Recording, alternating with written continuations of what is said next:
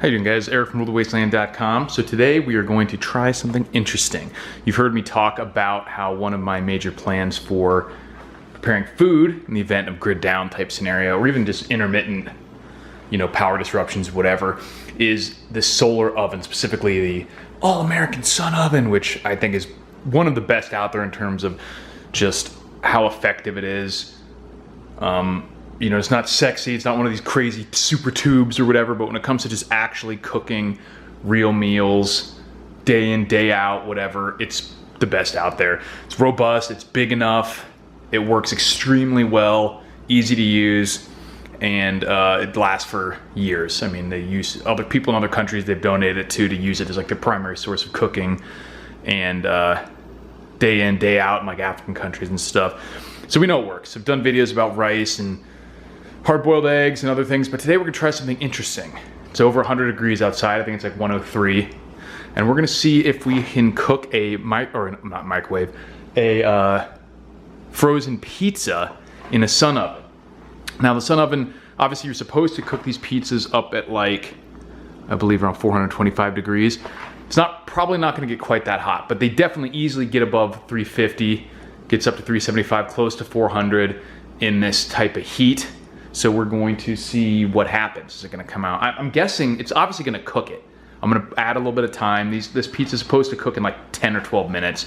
So we'll probably make it 15 to 20 minutes, depending on how hot it gets. And I'm guessing it probably won't be quite as crispy, but you can see that it does have a temperature gauge, if I can focus. It does go up to 500 degrees. It's not gonna get that high, but I bet it'll get close to 500 in this heat if I position it right. So obviously, if you're going to attempt to do a pizza, you should make sure it fits. So this is a little one. I get these because they're like a little bit healthier, lower carb and stuff. But yeah, so that's gonna fit in there. But most normal size, or full size, I guess you should say, pizzas won't fit in the sun oven. You could cut them in half, maybe put them in there in weird shapes, or just do half at a time or whatever, or just get the ones that are small enough if you intend to be able to use them. This is just a coincidence. The ones I get happen to be the right size because this is an experiment. So we're gonna see what happens. Let me know what you guys think. And if you guys wanna pick up one of these, link will be in the description with a coupon that I think still gets you like 70% off. Sorry, $70 off. 70% off would be amazing, but yeah, it can get you up to $70 off depending on what package you get. So let's see what happens.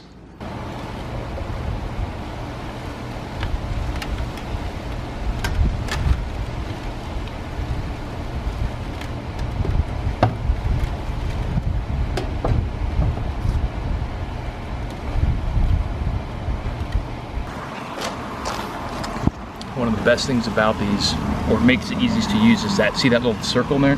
That line of light has to line up. So if it's like this, you know exactly which way to turn it to perfectly line up with the sun, depending on if you need to tilt it more or less. So right there, and we're gonna see it's already, I just finished setting it up. It's at 100 degrees and it is 12:57. So we'll see how long that takes.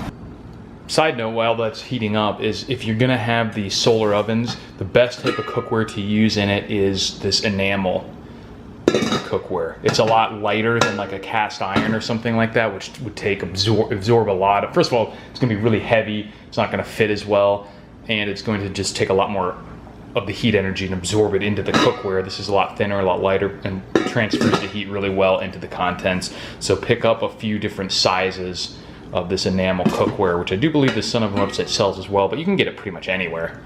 And just make sure it fits. So we're at the 10-minute mark, and it's up to about almost 250. Check really quick. Doesn't need an adjustment yet, so we'll give it a few more minutes. All right, so it's been just about half an hour, so we're going to pull those out. Make sure you have these.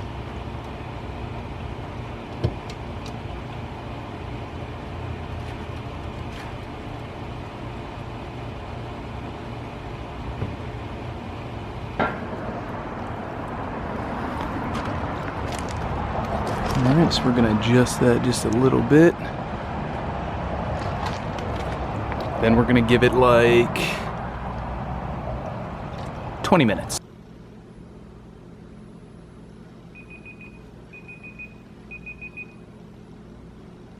I don't know, it's pretty tasty to me. Temperature dropped down a little bit in there, so I'm glad I left it in for the full 20 minutes. See what we got.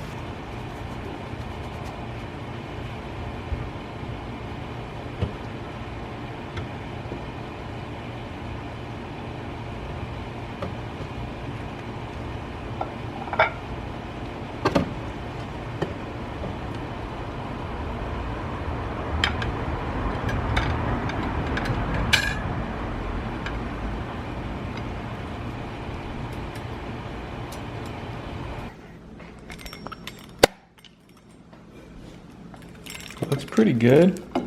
Feels decently crispy.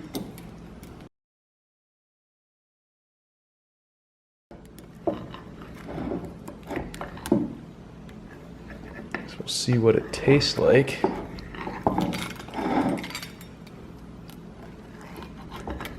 Doesn't feel quite as crispy, obviously, as when it's in the oven, but that's to be expected. And I think you would have more. So I mean, it depends. If you really want them crispy, probably not going to get it, but like a deeper, thicker crust pizza probably come out more similar to it does in the oven. It's like takes more baking time or whatever, but because they usually have them at a lower temperature anyway, I think, thicker pizzas. So still piping hot. All right, so as you can see, it's not like thin crispy, but it does appear to definitely be cooked. It's nice and hot. So this is the Sun Oven pizza going in.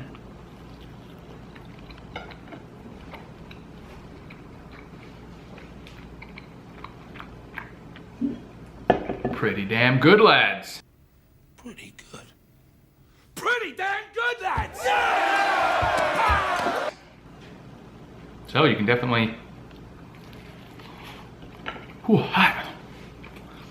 Definitely gets hot enough, that's one thing. Especially out here, absolutely gets hot enough.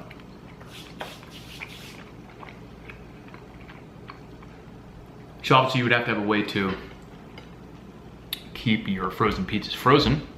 Talked about a chest freezer with even a modest solar setup, a couple panels and a couple batteries, or one of the solar generators should probably be enough.